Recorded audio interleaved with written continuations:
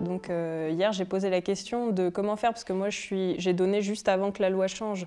Donc, en principe, les enfants ne peuvent pas avoir mon identité, sauf s'ils font une recherche auprès de cette CAPAD et que moi, je m'identifie auprès d'eux aussi. Enfin, sinon, ils vont faire des recherches, mais ça peut être plus long.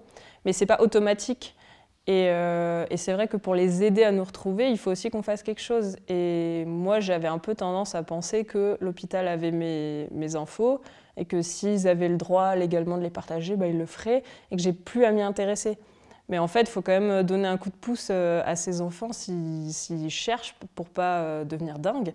Et Arthur, il m'a aussi dit hier soir de faire des tests génétiques, ceux qui sont illégaux en France, parce que lui, c'est comme ça qu'il a réussi à retrouver son donateur. Et c'est vrai que moi, j'ai aucun intérêt à faire un test génétique, parce que je sais très bien qui sont mes parents, donc a priori, j'ai pas besoin.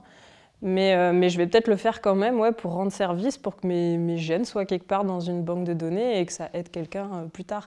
Et aussi, si jamais l'enfant a envie de savoir avant d'être majeur, parce que si ça le travaille énormément quand il est ado, peut-être qu'il va faire ce test-là et aura des réponses avant la majorité, quoi.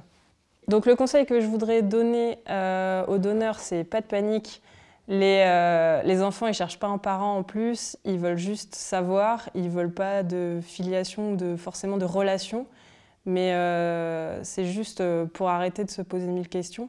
Et j'ai aussi une chose à dire pour les gens qui reçoivent, les parents, de ne pas garder Enfin, moi, je pense que c'est mieux de ne pas faire un secret.